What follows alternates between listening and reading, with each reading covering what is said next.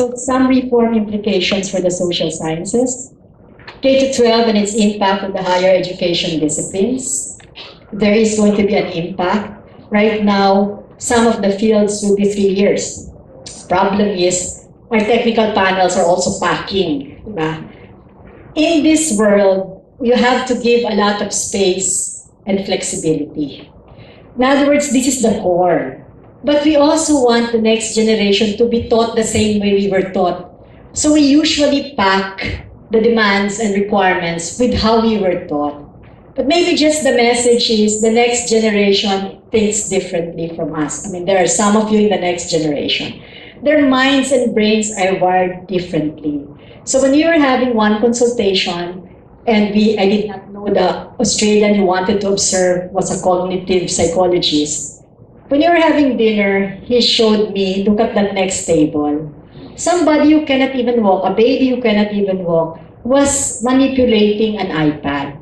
And she said that brain is, and gave me an entire lecture on cognitive psychology. That brain is not the same as our brain. Our best teachers are not the best teachers of the next generation. Our best teachers are not the teachers who can hone competencies necessarily, unless our best teachers change their ways. Challenges in operationalizing the paradigm shift. All of us are shifting mindsets. So even in maritime, outcomes-based na dapat yung evaluation. Pero dahil nag-evaluate, nag-shift pa lang, naturally, nag-swing back and forth.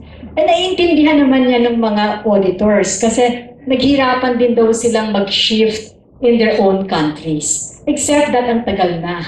I mean, for them, parang niya hindi naintindihan. I mean, they're not saying it in these terms. Pero ang tagal na niyan, 2006 pa yan. We've been telling you exactly the same thing. Outcomes-based assessments, etc. And how could we not understood? Okay, you're not saying that. Challenges in operationalizing levels to 6 to 8. What Chair Manzala presented are the levels. Descriptors lang yun. Anong ibig sabihin nun for accounting? Anong ibig sabihin nun for engineering? I know what it means for maritime education, higher education, but hindi pa natin na-spell out for the others. Ayan, this is the high school curriculum. This is the proposed humanities and social science strand. Some of our courses are really going to be part of this. Philippine politics and governance. Nasa 11 and 12. So, kung 11 and 12, kung nagtuturo tayo at yan main lang tinuturo natin, ang hirap namang sabihin, we will remain in higher ed. Eh, nagbago na yung frame. But anyway. So those are the two challenges. And then the social science imperatives and the balancing act in the context of globalization. ASEAN, etc. Balancing act.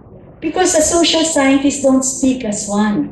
We don't even think in the same way. So maybe I'd just like to end with the social science practices, ideal types. Hindi siya mutually exclusive, but ideal types. Depending on who your audience is, and depending on what is your purpose. Who your audience is can be an academic audience, and the extra or outside academic audience. What the purpose of social science is, you develop knowledge and information that is instrumental, a means towards ends. Or you develop knowledge or information that will enable you to question assumptions, that will enable you to be reflexive. And in here, there are 4 ideal types of of social science practices. The professional, which is what you do. In a world of ASEAN, please help develop the methodologies, help develop the operationalizations that will allow us to actually make more concrete what we have. The world of policy is what ASDG Bala talked about earlier. The social scientists in policy. I am now straddling, I'm in policy at the moment, and there's so much we need. You want evidence-based policy making, then we have to help. Action-oriented as well. But I know that the imperatives we feel are so necessary and that we have to actually cram because we are coping up in a world that is moving fast and we will be left behind, that not all of the assumptions of that world are assumptions we can take. And that's the reason why you also need the critical thinkers among us to continuously make us reflect on what we do and the assumptions of what we do, to make us know when our methodologies, when methodologically ito, kasi problema to ng SHED and government. Do you support higher education institutions to become world-class? Okay, so that they can rank. Do you support them to rank? The first question is, should you rank at all? The answer is, can be yes or no. Well, we don't need to rank. And I can say one-on-one we're better. The perceptions of us, however, as a collective is not as good as the one-on-one perception. Now, if the perception is that way, what are its consequences? Let's assume you need a few countries to actually rank. What, just as China counted a few countries, a few schools, and paid the assistant professors higher than the few schools so that they can rank in the publications. Their job is to publish. The professors hindi na magpa-publish, so lower ang kanilang pay. Singapore, I remember when I was dean, Singapore was always here twice a year, apart from trying to pirate our faculty. But they get our students. They get our students at first and second year because they don't need grade 11 and 12. Pasok sila sa Singapore, first year college na sila, pero nanggaling sila sa second year natin or first year natin. In any case, every time they have become friends, every time they're here, oh, we're already higher, geography is higher than Oxford. Oh, and of course, ako, do you think of yourself in relation to all of this? Parang yun lang, but they were so obsessed. But that was because they needed to rank. In the Philippines, we don't feel the need to rank. But that is a policy question, do we or do we not support? If you don't support, then all our schools are perceived not to be that good. Which is already the perception. We used to work with Chula a lot. And then after many years, the friends we grew up with, of course, they still respect us. But they were looking down at the Pinoys in a meeting so what's happening now? These people who are not as good as some of our Pinoys, they're looking down because you were not ranking. In a world where ranking has become an important thing. So policy question siya, do we or do we not?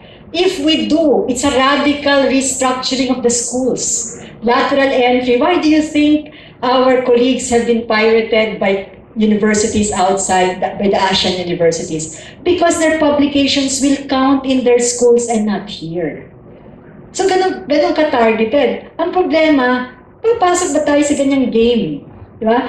In other words, when we know the methodological flaws, we understand the social science of this, but that's what I mean by the dilemma, which is the critical practitioners among us will be the ones raising the questions of methodological assumptions, etc. And it's good that they do, because it will keep those of us who are in policy and action research naman, it will make us a bit more reflexive about things. But that doesn't mean we shouldn't rank. Pero problema po yun, support for the world class.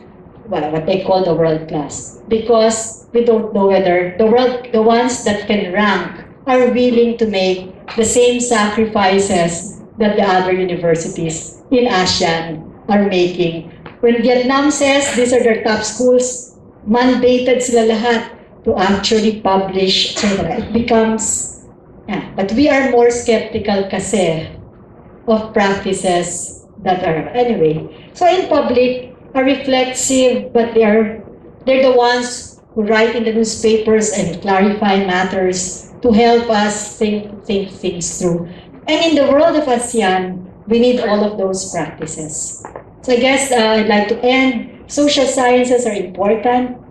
Social sciences, please help shift the frame of education and help operationalize, because that is what we are good at. So thank you very much.